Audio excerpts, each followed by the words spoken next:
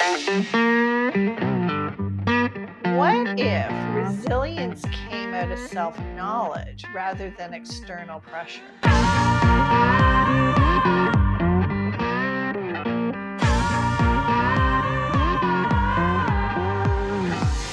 Hi, I'm Carol Podell, and this is She Takes the Lead. Hi, party people. It's Carol. I hope you guys are having a great day or night wherever you are. I am going to cut to the chase. I had a great interview that I'm about to share with you, and I'm really excited for you to listen to it. I had an interview with Kathy Baldwin. She is a life purpose strategist. She specializes in helping women who are trapped in stress and burnout unlearn their disempowering crap.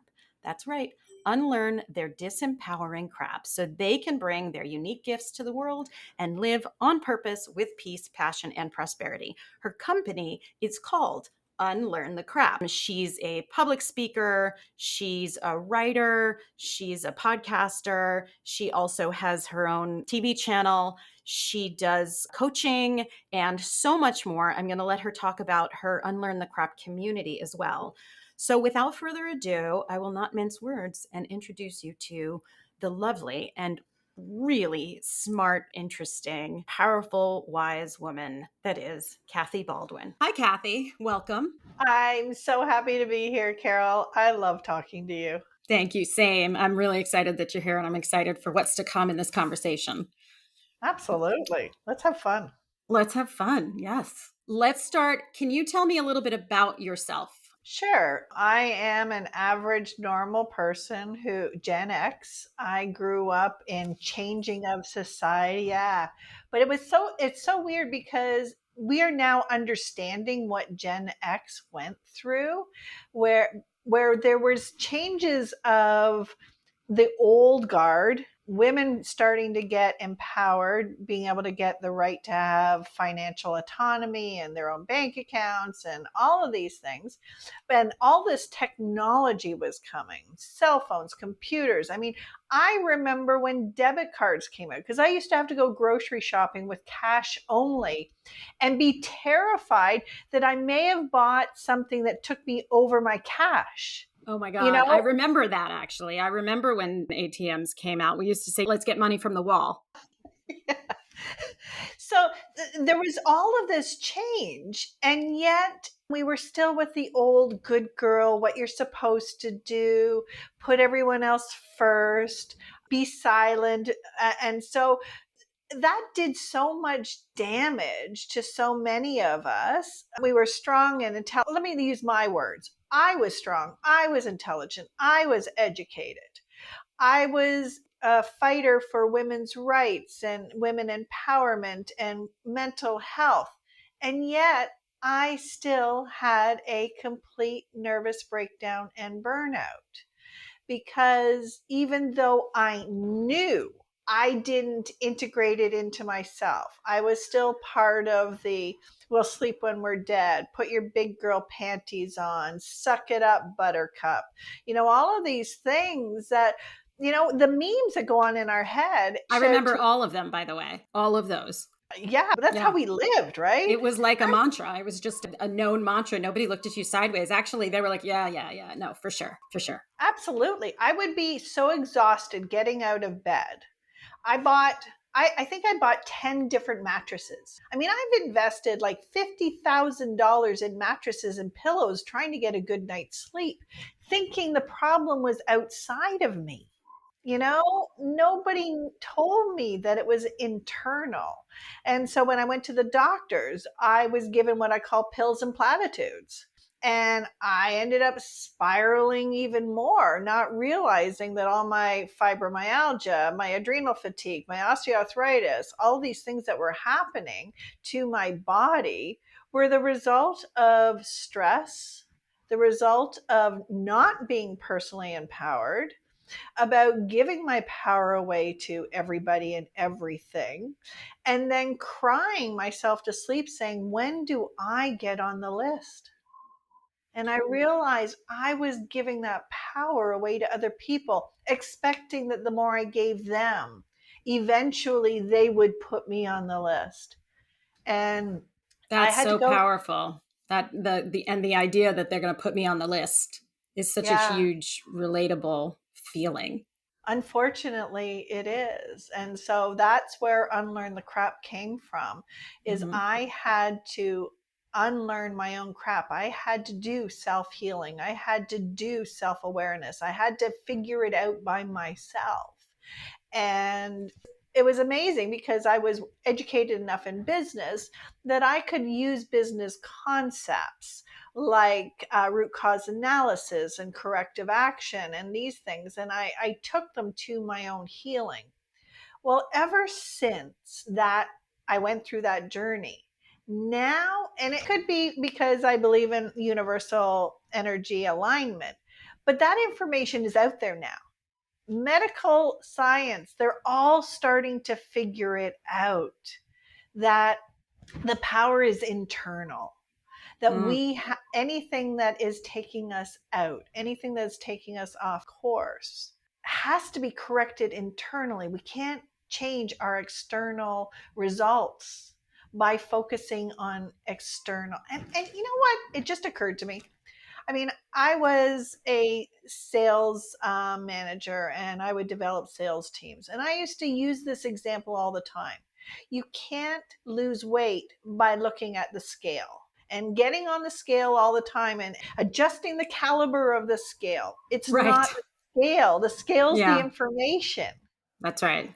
We have to That's so change true. what we're, yeah, but but we were disempowered to know that we have the power to access all that and change all that. As a fellow Gen Xer, I feel like the awareness came during our generational growth, but the self awareness around it or how we felt about it or the response of it was not there. So, new information is gospel until it's disproved. It shouldn't necessarily be that way, but often that is what happens. And I think very much in that way, I grew up, my mother was empowered. I mean, my mother used to say, she still does, but she used to say, as soon as that bra got burnt, I stopped wearing one. Like, so I grew up even with a mom who was pretty empowered, considering she grew up in the 50s in the South, especially. And still, there's a lot. She told me she didn't get when she changed her name to my father's name, she lost all her credit. She changed her name back legally because she had no credit. She got married at like 30 or 29 because she lost all her credit when because it was going to need to be co-signed by my father, and her father had co-signed it but built up her own credit at that point. And that was in the 70s. I know. It's crazy. Wow. Absolute crazy. So, how did you get here? How did you get to unlearn the crap? Because it's such an incredible concept and it's so true for most everything. Well, I talk about crap as in excrement, shit, whatever you want to call it. Yeah. It's Okay. I wasn't sure if we could say all shit, good. I like shit. but there's so many people who are afraid of certain words, and No, that's part of our disempowerment. What is acceptable, what is not acceptable, but it's also an acronym, and the acronym is conditioned responses automatic programming. And that's what the crap is, that we have been wired with our conditioned responses. Marketing out in the big business, in the medical system, a pill for every ill, all of these things are now so wired into our brain that we don't even question them. mm, And so when I had my nervous breakdown, I had the fortune of losing everything. wow. I lost my family, I lost my friends, I lost my money, I lost my home, I lost my health. I lost everything. Wow. I moved into a place and there was nothing here. I literally, it was if a hurricane had come through or something. I mean, all these people who lose everything physically, I lost everything emotionally, mentally, physically, financially. I mean, I was stripped bare. What prompted that? Or Well, that was me having a complete total nervous breakdown and then not understanding that when you have a complete nervous breakdown that your central nervous system shuts off your ability to think clearly. And Mm-hmm. so I made a lot of really bad decisions Mm-hmm. that took away the rest of what I did have. And Mm-hmm.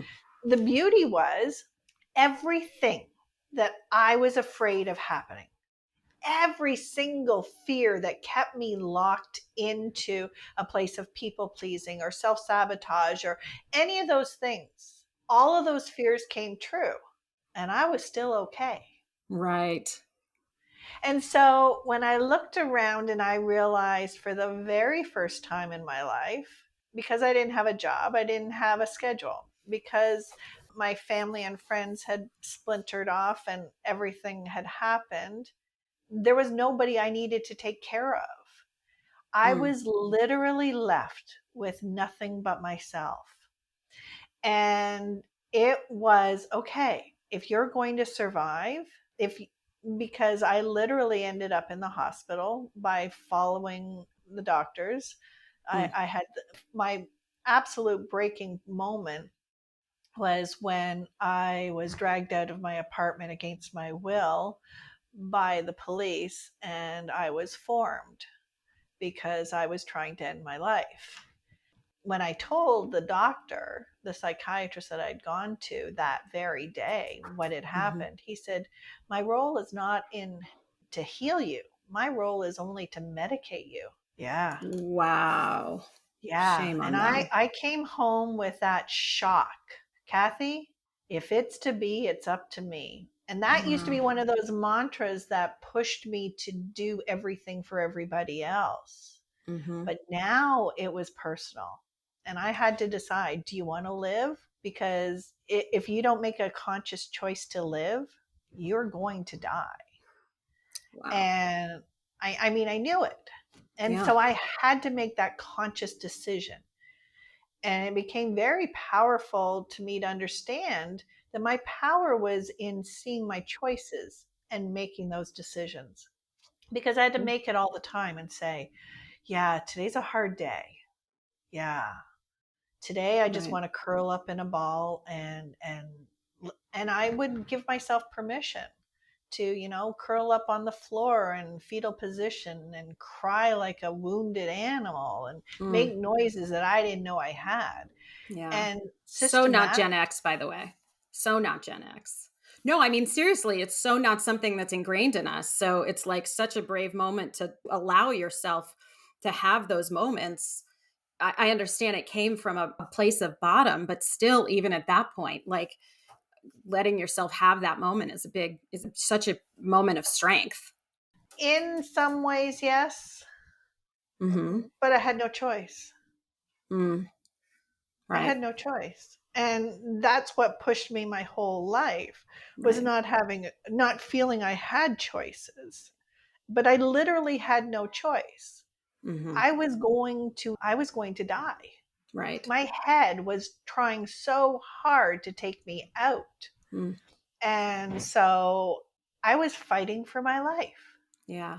You know what, though? I mean, just to push it back, that is a powerful place because you could just have decided to curl up and die. I'm not suggesting, like, that's not, God forbid, for anybody struggling. And I will actually put some information in the show notes about if you do need that kind of help. But truly, like, the choice to live is a big choice. You know, the choice to move forward is a very big choice, Yeah. especially when you're there. Yeah. And sometimes you just have to make the choice in the darkness. Mm, Like I didn't see a light. I mm, didn't see a reason to live. There was nothing that I had. It just became a choice. I can't believe I'm being so emotional and so vulnerable here, but I, it's a yeah. safe space, and I'm so grateful because this is so important for people to hear. So many times people say I had this to live for, or my children, or my marriage, or whatever. I didn't have any of that. Mm, mhm. And so, Carol, I wasn't expecting us to go here. But I'm glad because I want people to know that when you look and think other people have it easy, that is part of the crap we need to unlearn. That Mhm. stupid song that I hate, Comfortably Numb. Mm, That's what we mm-hmm. were taught. We were taught Yeah. that we don't have the strength to face the darkness. If it's dark and it's hard, there's something wrong with us. Right. And that Right. is crap. That is exactly the opposite of what life is about. You're a mother, you gave birth, right? Me too. Mm-hmm. Mm-hmm. Was there anything easy about giving birth? Definitely not. Definitely No. 100% not. Nope. And in your case, it wasn't even easy Yep. to conceive. I mean, Nope. so that whole birthing process, Even the recovering from birth is short term, plus the long term of just the hormones leaving your body for like almost a year and then afterwards. raising Yeah. those And then people. actually having to, right, like keep a human alive and hopefully, you know, do Yeah, more than that. But there is nothing easy about that process. it's And so when true. we understand that we're meant to handle hard, and Yeah. hard is what hones us, Yeah. it's what sharpens our blade, it's what makes us resilient and strong. I was being interviewed by somebody, and we were talking about how in martial arts they were pushed to their extremes to create resiliency. And Mm-hmm. we were also talking about how doctors are going through the same process, 36 hours on call and Right. real. And and my argument was, what if resilience came out of self-knowledge rather than external pressure? What Mm. if we knew that, yeah, it's hard, this is how it's going to feel, but we make the conscious choices that the results is what it's going to take. We Mm. know that when we put food into an oven, it's going to get really hot and it's going to put pressure on that food, but that's what it takes to turn it in from a cake batter into a cake. Right. So we understand this in our physics, in our biology, but yet we still think it's supposed to be easy. I will go to my grave to tell people that that is part of the propaganda of the crap we need to unlearn. It was Mm-hmm. designed to keep us disempowered. It was designed to keep us as consumers, in workers in a system that we're not controllable when we're empowered. Right. We're not manipulatable when we're Mm-hmm. empowered. We can't just go along as sheep Right. when we Right. know that the power is within us. So true. So let's go into that a little bit because I think it's an incredible idea conceptually and also just directly. So if we remove the resilience as the push and we turn it inward, what do we do? Like, how would I do that with Unlearn the Crap? Like, what taught you? How did you unlearn some of this? What was some of your process to unlearn this? Because that's the part that I think is very difficult sometimes is I want to change. I want to do this and I don't really know how. And a lot of times once you figure it out or once you do it, it's quite simple or it's little steps, it's small changes. And clearly you have learned an enormous amount on how to do that. How long do you think it takes to change? Oh, wow. That's a tough question. I think it takes to change. I think it takes one decision and then one step. To make a very large change, it takes as long as it takes. No, No? Tell that's me. the decision Mm. takes time. Mm-hmm. Mm-hmm. But let me give you an example. Please. For those of us who've been married, Mm-hmm. when we are single Mm-hmm. and we want this idea of marriage, we're thinking about it, we're looking for it, we're seeking our partner. Then we Mm-hmm. get engaged. Now we plan the wedding. And now our identity has changed from single to engaged. And then we stand and we say, I do. Right. Right.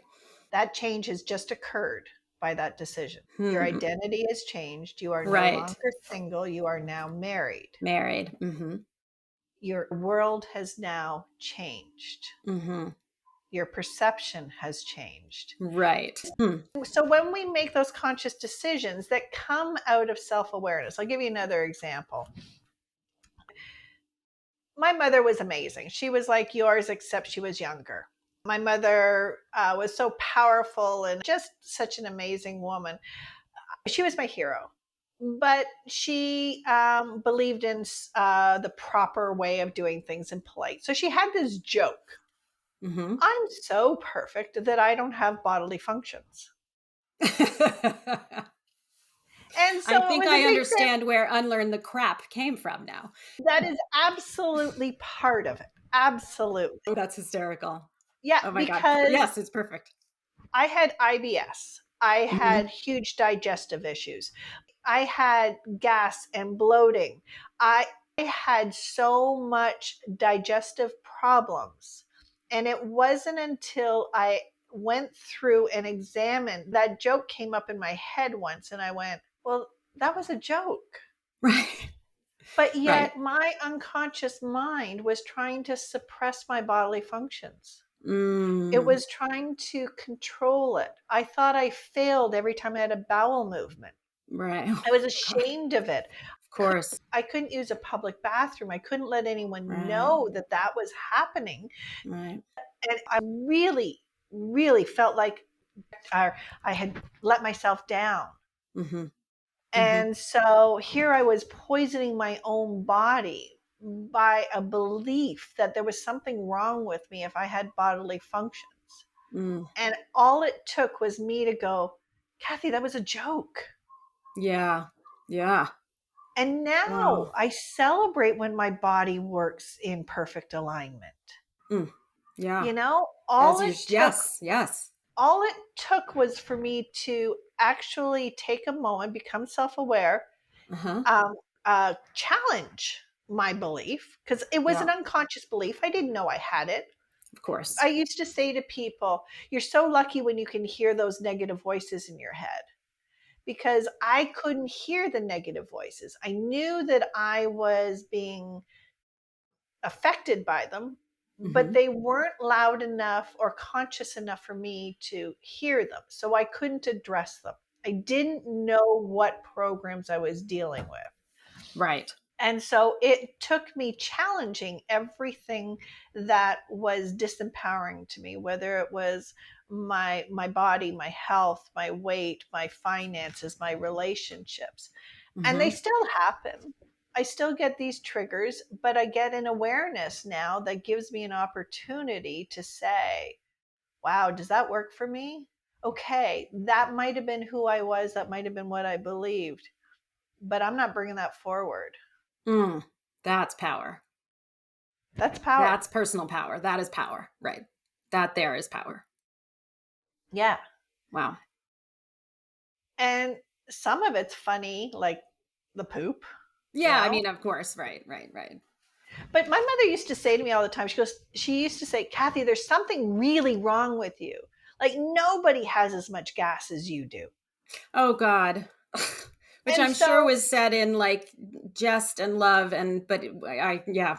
but it was also, yeah, there's something wrong with your digestion, but we didn't know that our digestion was connected to our overall health, that it created disease, that it was our Yeah. microbiome, that Right. we just didn't know that different foods would make us feel this way or stress. We didn't know. It's so And true. so we have So to true. unlearn the things that we believed, Mm-hmm. the It's things that we were interesting. taught. Yeah, no, it's interesting because I'm in perimenopause right now. And after yes, it's definitely its own interesting human experiment for sure.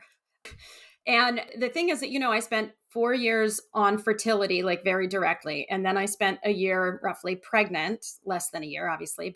And then I spent a year basically my body coming off of every hormone that I had spent the last 5 years doing. And I could very much feel, and it was like I was crazy. I mean, I felt crazy. I know I'm not crazy. And I've had enough between therapy. I was an actress, had enough emotional work in general to understand that this was because of something, not some kind of internal. And I, by the grace of God, did not end up with postpartum depression. My friends were on watch for it because it was seemed likely and I was not. But I'm saying this to say that right after that, or potentially throughout that entire time, I've been in perimenopause and I'm still in perimenopause, probably now veering closer to menopause. But the point is that nobody talked about that. nobody, I follow several, doctors now that are menopause specialists, or women that are in, or that are my vintage, that are in that, in that process somewhere. And my friends are all in it, whether it's perimenopause, post, et cetera. And none of us, and we're pretty close, and we talk about a lot of shit now. And none of us really started talking about it until, somewhat recently. But I notice every time I bring it up, including this time, there's a piece of me that goes, we don't talk about that. Now, I talk about all kinds of shit. I'll talk about sex. I'll talk about love. I'm pretty open at this point about just talking about things that are generally taboo, at least air quote taboo for the Gen X, at least. Yeah. But still to this day, I'm in it. My best friends are in it. My not best friends are in it. Everybody that I talk to is in somewhere in it. All women, if they live long enough, will be in it. And yet my entire body goes, no, no, no, no, no. That's not sexy. No, no, no, no, no, no. That's not something you talk about in public. No, no, no, no, no, no, no. That's not something anybody wants to hear, whether that's men or women too. It's like, that's not something anybody wants to hear about you. And the truth is, that is such a lie in every possible way. Yes, it is crap. I'm putting it under your umbrella of this is crap. Yeah. Do you know? I love that you brought this up, because one of the things I talk about is that this time of our life is our second puberty. Mm. And we were taught about puberty. We were taught, oh, we're going to get boobs. Yay. Right. And yeah, we're going to have a period. Oh, Right. yeah. And we were taught now our bodies are designed to procreate and make babies. We were taught that it was celebrated. Right. But yet, because a woman's worth was put on the ability to make babies, Mm-hmm. when that changed, now we were deemed an old hag, washed up, Right. Right. because our body, instead of realizing that childhood, we weren't designed to make babies. And Right. when we went through that first puberty, now we were Mm-hmm. transitioning into a baby making stage. Well, Right. our second puberty, our perimenopause, our menopause, that Mm-hmm. is taking us to our next stage. And Mm-hmm. that to me is, hopefully women will get it earlier than us Gen X's, but Yeah. this is our empowerment age. Mm. This is where it used to be that we were the elders, the Right. wisdom, that Right. we could pass on generations, we could mentor, we could guide. All of that was celebrated. So But in the true. last 150 years, it's been, you are washed up, you have no value, you have no Yeah. use. But no, this is where we reach down to the next generation, which is what Mm-hmm. you're doing in with this podcast Mm-hmm. and the book that you're writing and Mm-hmm. everything. And it's what we're all doing here, is we're reaching down and saying we went through the fires Mm-hmm. and now we're here to guide you so you don't have to do it alone. Amen, sister. Yes, that's so true. It's so true. I think it's and I may be wrong, but I think it's a very Western perspective on things. And yes, in the last 150 years, I remember when I was in my 20s, I went to London to study and for like 3 months. And I remember walking around, and the biggest takeaway that I got from it, and I grew up in New York. It's beautiful here. It's relatively new, but they talk about, your pre-war buildings or the old buildings. And that means now I guess they're 75 years old and older or whatever. But I remember walking around and going to all these museums and stuff and seeing all this like precious metals and gold from the royalty. And so they have just much more history in it. And I was like, they seem to, and with their older people at the time, they seem to respect the elders and the wisdom of the elders more there than they do here. And I came back with such a different, now I'm in my 20s. I'm in like 20 at that point, I think. And I was like, it's just such a different perspective on things, because this is such an important topic for me anyway, because I have parents that are aging that I help care for. Fortunately, they're independent enough that they can also care for themselves. So it's not all the time, but I do a lot with them to help them. And no matter what your race, religion, background, interests, culture, decisions around your life, if you live, you get old. And we do not respect them. We do not have plans for anybody that's aging. We do not have any kind of, nor do we have, as you're saying, the ability or the right, maybe, or to be empowered as an older person. Certainly not here. It sounds like certainly not where you are either. So, this Western concept of aging is really like, you know, it's crazy because we're all doing it. So half the it's yes, then it's another opportunity to sort of disempower women. Absolutely. I address this in my book, Unlearn the Crap, because I wanted to, as part of my healing journey, I wanted to know, how did we get here? And so I went and researched somewhere around Newton coming out with the bringing this physics down and breaking it down to its smallest particle. We Mm-hmm. started to divide and silo everything up. And yeah. And so we started going Interesting. through this whole education process Mm-hmm. of feeding the Industrial Revolution. Well, Mm-hmm. during that process, which is not something I think people talk about, we were taken from the security of our villages, of our communities, Mm-hmm. of those rural areas where we had a support system, where there were mentors, where there were coaches. We didn't call it coaches then. They were the elders, the mentors, the guides, Yeah. right? The And we were tribe. brought into cities Mm-hmm. where we were packed in with strangers and more isolated than we'd ever been in our lives. And we were basically taught that we're supposed to know it all, do it all by ourselves. And the elder, the mentor, was cut off from our lives. And so I'm Right. seeing this resurgence. We're hearing about coaches all the time now. We're Yeah. hearing about life coaches. We're hearing Right. about transformational coaches. That's just a new fancy word that we're bringing the elder back. We're bringing the mentor back. We're bringing the Love. guide back. Yes. Yes. I love that. I'm a very big advocate of finding. I've had some great mentors. I mentor some people, and the mentors in my life have changed my life. And Absolutely. everybody that I know who's had mentors, it's been such a big moment in their life. And mentors don't have to be like some, they just have to be somebody who knows a little more than you and Yep. is happy to and willing to guide or help or answer questions or, I mean, it doesn't have to be this, well, I have a mentor and they are this. You can have many and they can be in all different topics. And I think you're right. It's like people don't really know this. You only think of a mentor in academia for the Yep. most part.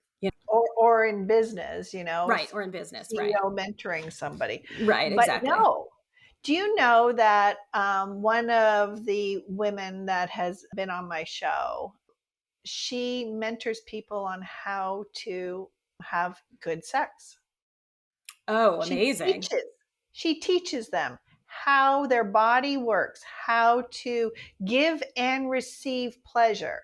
Mm, Now, I know there's a lot of Eastern cultures mm-hmm, and even our North American indigenous community that mm-hmm. was taught. You were, Really? yes. I mean, I know oh, and I just forgot. Thank you, menopause. The, it's the Hindu, it's The Indian. tantra? The tantric, no, not tantra, but that's one. It's the positions. It's the book of all the Yeah. positions and all Yep. the, Yep. right.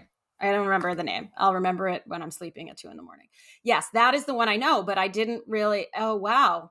Yes. Yes. They were mentored and they were taught by the elders. They were Um, taught to respect, and I think that's part of the crap we need to unlearn, is that we yeah, were denied our sexuality. We were yeah, denied anything that became our power, and we weren't guided. yeah. And the other part that I want to bring to the surface is Mm-hmm. that we were taught it was selfish to take care of ourselves. Yes, very much so. We're Yeah, now starting to see like self-directed investing, yeah, because before we were taught, give your money to somebody else and let right. them, because you're not smart enough to take care of your own money. Right. We were now taught about self-directing our own healing, our own Mm-hmm. health care, our Mm-hmm. own education. We now Mm-hmm. have the ability to become self-aware of Yeah. what we need and choose it. Mm-hmm. But we still have this stigma that we're not worth investing in, that we'll Yeah. invest in our children's education, Right. we'll invest in our parents' health care Mm-hmm. aids. But for us, we still carry this burden that if it's to be, it's up to me and we have to do it all. Well, Right. Right. all that does is keep us from our own empowerment Right. longer. The burnt toast effect. I Yeah. make toast for everybody, and there's a burnt one. The first one was burnt, and so I take the burnt one always. That's the burnt But toast effect. Interesting. we need to get to a place where we put ourselves first because Yeah. we were not born as in servitude. We Right. were not born to be a pawn or anything else. We were born with a purpose, a gift, Yeah. a Mm-hmm. place, a part of the puzzle, a part of the weave. Mm-hmm. We must respect ourselves enough to invest in ourselves time, energy, money, everything. We Yeah. must put ourselves first because Yeah. all we're doing is propagating that disempowerment down further generations. So true.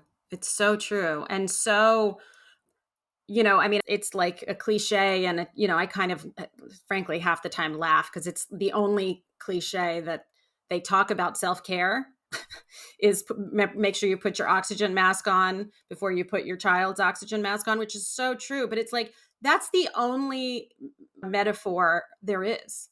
Like, shouldn't there be more?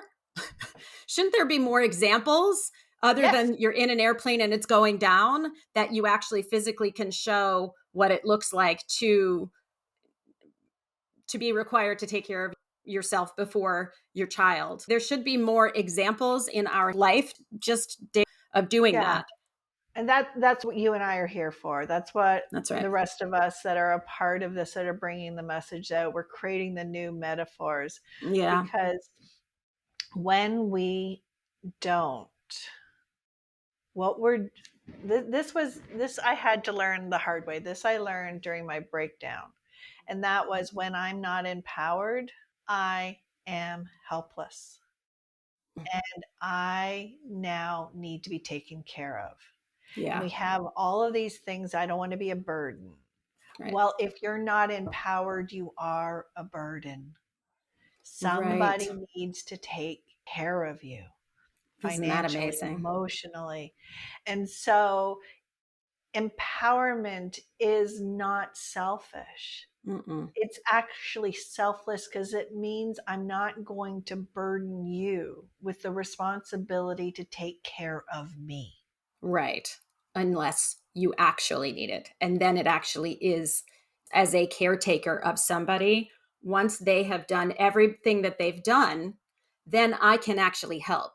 If they haven't done what they've done to take care of themselves, I actually can't pick that up. It's almost inevitably, it's always impossible for me to pick that piece up if there's pieces that they need to do. It's the same with my daughter. She needs to do something in order for me to help her. But if she doesn't do that thing, whatever it may be, it becomes exponentially harder, if not impossible, to actually help. Absolutely.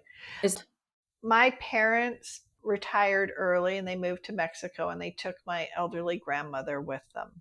mhm, My parents were young, they retired in their 50s. Um, awesome. yeah, you would think. Okay, Um, fair.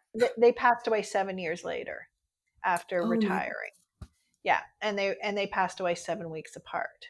And Oh wow. so the last thing what had happened was they had a plan, but they didn't deal with all the other issues that had come along, and so they had a lot of blinders on, I see. and they had a lot of mental health issues and depression and more crap that they needed to unlearn as well, Yeah. but they Yeah. didn't. And Right. so when they died, I was asked to promise me, Kathy, promise me you won't move your grandmother. So what did that mean? Oh, well, now I'm got to step into your life. Right. I have to now give everything up that I Yep. have done. I sold my That's house, right. I sold all my belongings, I took my family, I moved my young daughter to Mexico. I tried to create a marriage with my husband. I stepped into my parents' home. I stepped into all of the charities and all of the things that they did, and I took care Wow. of my grandmother. Wow. Almost had a nervous breakdown, but I didn't, because I surrendered to the universe at one point and I said, I give up. I've tried everything. I give up. Mm-hmm. I don't know what to do anymore. And as soon as I surrendered, an answer came. And the answer was that I could provide for my grandmother in different ways than it having to be me, the one in servitude, and Yeah. me in self sacrifice. I didn't have to give everything up. I didn't You are a need to wise spend woman. every I didn't need to, but I didn't learn until after, you know? You learned it. That's what wisdom is. It's not being born with wisdom. It's understanding, it's listening. Yes, but if I had have known that losing two parents within 7 weeks will cut off my frontal lobe and I'm no longer have access to make sound decisions, and do not under those circumstances make big life decisions. Right. Right. If I had have asked for help and said, who else can help me through this process? Mm-hmm. If I had have reached out and said, I'm in trouble, Mm-hmm. please, my community, come and support me. But no, no, no, no. The responsibility, the burden was on me because that was the crap Right. that I believed. Right. And so I pulled those big girl panties up high and I soldiered on, and yeah. Yep. And Yep. Wow. that's what we need to unlearn. Yeah. Isn't that wild? No, it's so true too. It's like you don't, what you're used to.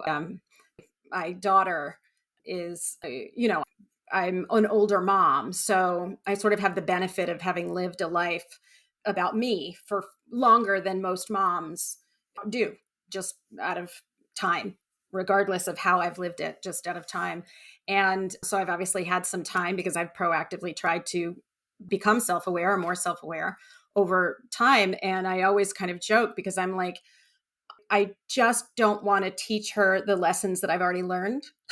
She can Mm. make her own mistakes. Like I want her to learn her own lessons, make her own mistakes. I've already made those mistakes. I've already tried to figure out those mistakes. Obviously, she's going to make some of my same mistakes, but if I can keep that to a minimum, because those aren't her birthright. Her birthright is her ability to make her own mistakes the way she needs to make them because she is her, not me. But it is not easy. It is a very challenging on a daily basis thing to do. Yeah. And as the receiver of the person who's saying, okay, on the opposite side of that is I am here because I'm a piece of my mother, because I'm a piece of my father, and I'm not, therefore I don't actually have an identity. I am the combination of those people and therefore must continue. Absolutely. But Mm, that's the beauty of the collaboration and the unity.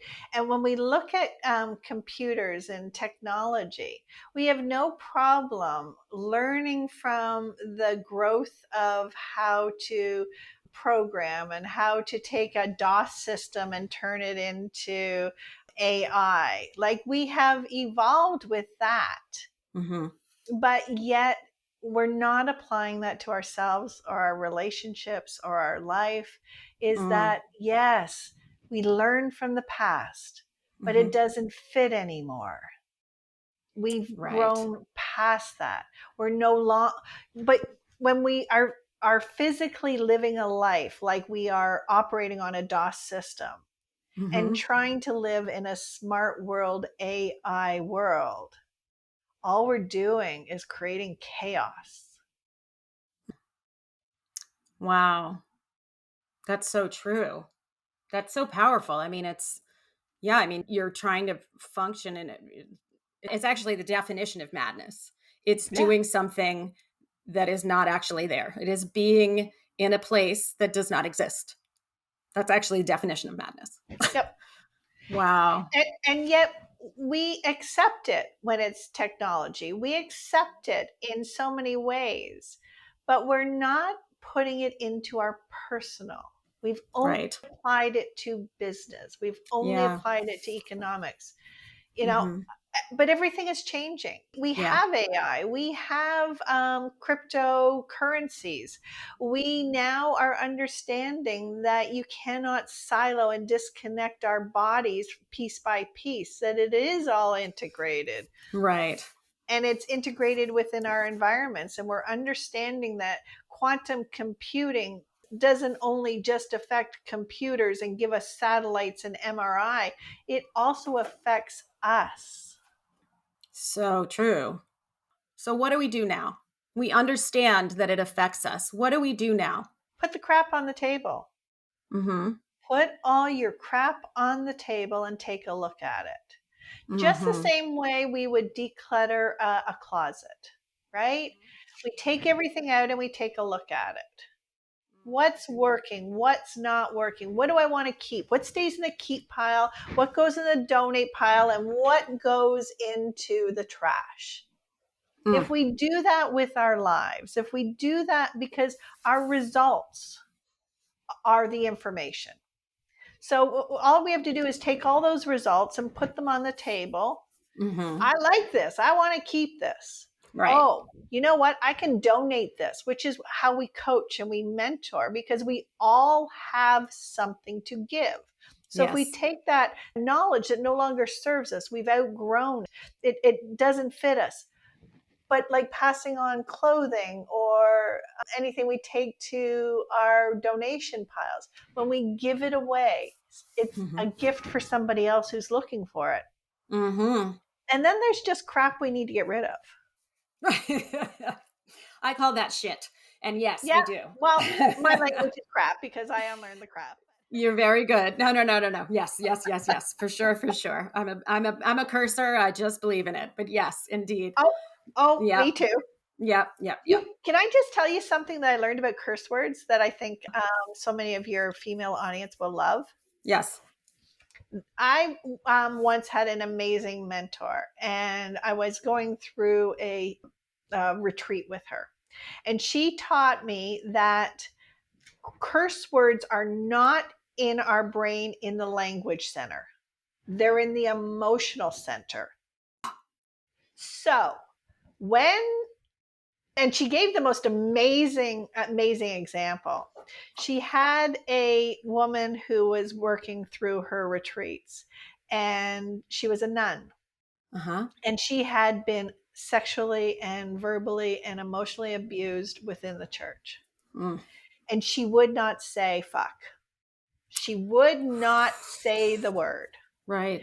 Mm. And so, without that word, she was suppressing all of that trauma, all that pain inside of her. The minute she accessed and let that word come out of her, now the emotions could be released because it's not the same word as daylight or Yep. fan or Yep. it is Mm-hmm. part of our emotional center. And Isn't I that think that's amazing? part of the crap we need to unlearn about polite girls or good girls don't swear. Yes.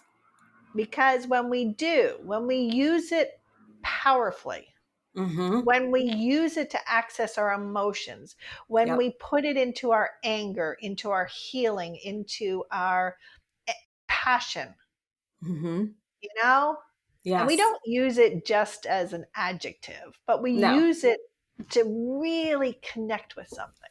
Yeah. That's what swear words are for. They're in our emotions.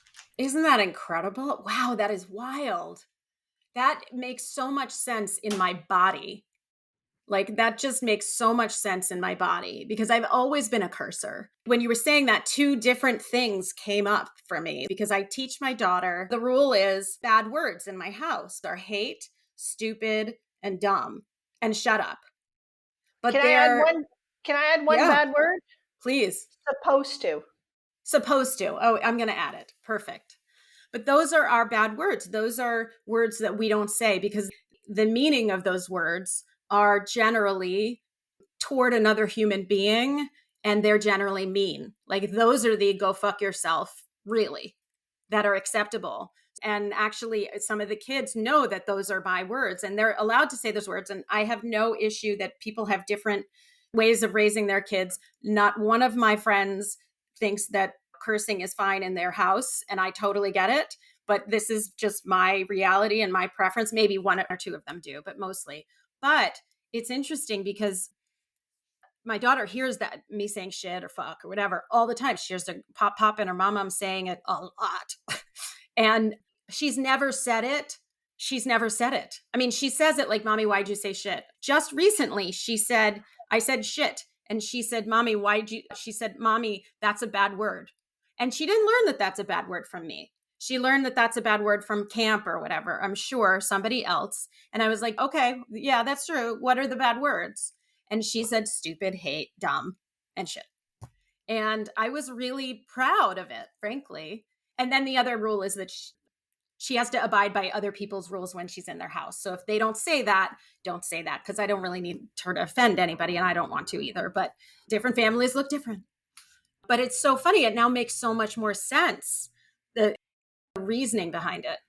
Have you ever seen those videos on YouTube or TikTok about young kids swearing? Like I'm talking the kids who are just learning to speak. Oh, yes, yes, yes, yes, yes.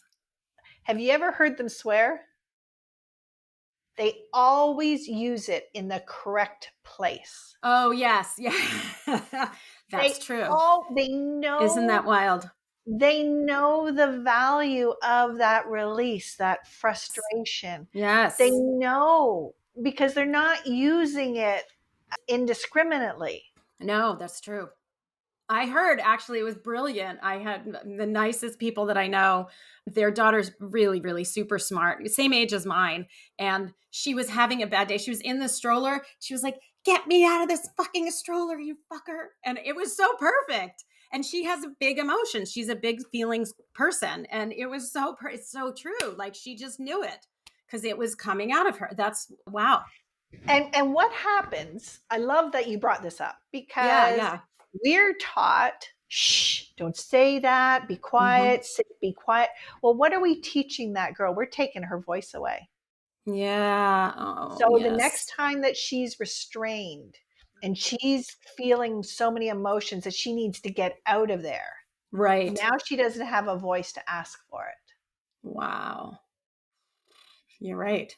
I had that Wow. happen to me so many times. I Oh my remember God. one time I was like 17 and I was working a night shift at the local fast food, and some boys that I knew from school picked me up. Well, they said, "Do you want to ride home?" And I thought I knew them. And next thing I Hmm. know, they drove me to an unpopulated park and they attacked me. Oh my God. I didn't have the language to scream no. Right. I didn't I was taught to silence my voice. Yep. I was taught to be a good girl. I was taught not to make other people uncomfortable. Hmm. Wow.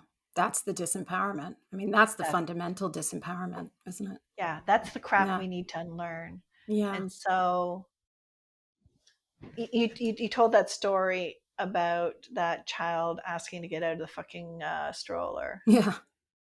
I watched a video of a father who talked about how his son had a meltdown in the store. Hmm. And I was taught when your child has a meltdown, silence them. Don't let anyone hear them scream. Don't make Yeah. anyone uncomfortable. Run, get the child out of the place. Yeah. This father sat down on the floor with the child and screamed with him and helped him get those emotions out in the Now I'm going middle to of the cry. grocery store. And Wow. when the child started to cry, the father held him and said, "It's okay, let it out." And the father just kept saying, "It's okay. It's okay. Let it out. Let it Hmm. out." Hmm. And when he was done, and his father said, "It's okay. You can let it out." And his son looked at his dad and said, "I'm okay now, Daddy." I Mm, let it, it's all gone now. right. He taught that young boy what you're feeling matters. Yeah. That it's Whoa. okay that it's ugly and messy and it Yes. disrupts people around Yeah. you.